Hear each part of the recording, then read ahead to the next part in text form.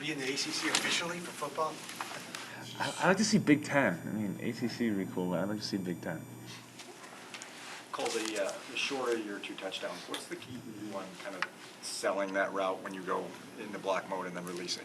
Yeah, I mean, a play just off of all the option stuff we've been running where, Justin's reading end man and I'm able to get out on a backer or a safety body. And so, yeah, just really giving that presence and run cell, kind of eat up the space on him, make him make a quick decision and just slip past him. So a play we've been working on really for the past, 4 or 5 weeks we've had in, and we had a good opportunity there to call it, and it was executed really well. And then on the deep one that you guys hit, Justin was saying that you guys didn't connect on that in practice. Yeah. What was misfiring in practice? Well, I think one day, the day we did it, the wind outside was like 20-mile-an-hour winds, and so we stayed after practice. We had it in a walkthrough rep, so we didn't have a live rep in practice with it. So we're like, hey, let's get this after practice. So I run 1, the wind kind of takes it. I run 2, I didn't really run it right. I run 3, and then it takes off again. I run another 1, it's like, all right, I can't be doing all these routes. So we scratched it, and we were like, all right, we'll get to hit the one in the game, and it worked out that way. So that was pretty cool. In the fourth quarter at the end, when you collide with it, yeah. were you open? Yeah, that was really interesting to watch on film. They were messed up in their coverage, so I don't know what they had called or what was supposed to happen. They were playing zone to the 3-man side, and it looked like Okudah reacted late. Maybe going with Pettis on the shallow. Now if you have zone on the other side, someone should be handling that shallow coming across, but he maybe thought he was supposed to be in man there.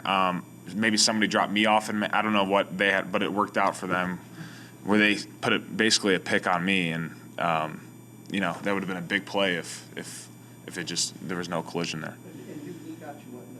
In the thigh, yeah, just like right above the thigh, yeah, thigh pad, yeah. Cool. And even when you were productive in the first couple of years, you weren't really catching a lot of touchdown passes, so you were going to other people all the time. Now you've got 5. What's the difference?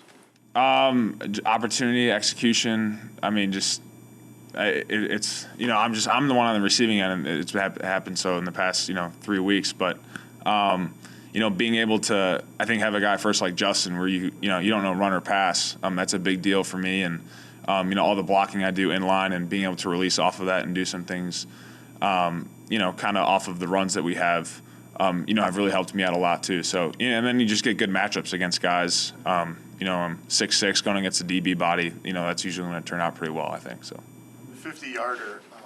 What was the thing that you liked most about it? During the week in practice, why did you think it was going to work so well? And did it kind of basically turn out the way you expected in terms of how the defense played it? Yeah, well, we ran a few plays prior. We ran a 13 personnel with 3 tight ends, and we'd been running that throughout the year, and I think it just set up nice where we were Luke obviously saw it throughout the game that they were overplaying a little bit. We run a lot of those movements with Justin. Justin really likes those types of pass plays to get him out of the pocket, and just was able to kind of nod the safety over a little bit, and then come flat across his face, and it turned out to be a big play. Were you expecting during the week that they might start cheating in on the run and you get those openings, or you mentioned something gets picked up under the game? Was that more of an in-game adjustment of we can take advantage of this? Well, I think you expect that just with the game plan going in. We obviously are always looking to establish our run game early on, and when you're able to have a quarterback who can run like Justin can, it definitely keeps them off balance. So,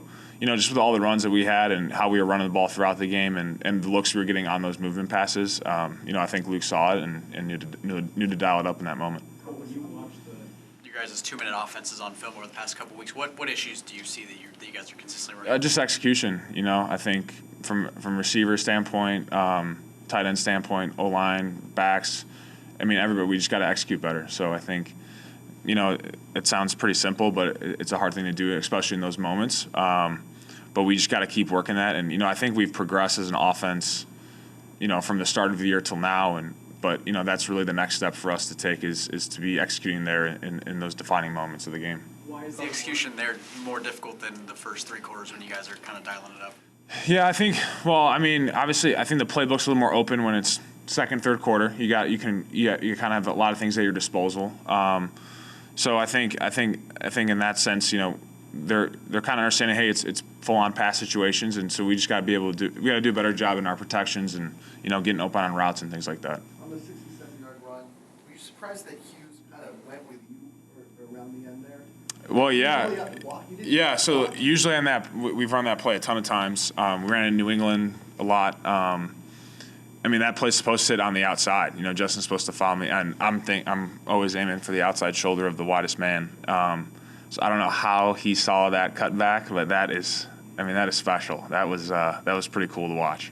The long touchdown,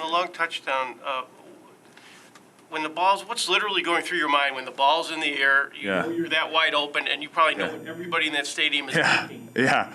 Well, the sun at that time was also like right in the vision, so I lost it for a couple seconds. And I'm like, where is this thing at? And then we had there was slight shade coming in. You kind of see it peek through the sun, and so yeah, my baseball days playing center field probably helped out in that situation. Eye black too, right? Yeah, the eye black totally helps. Yeah.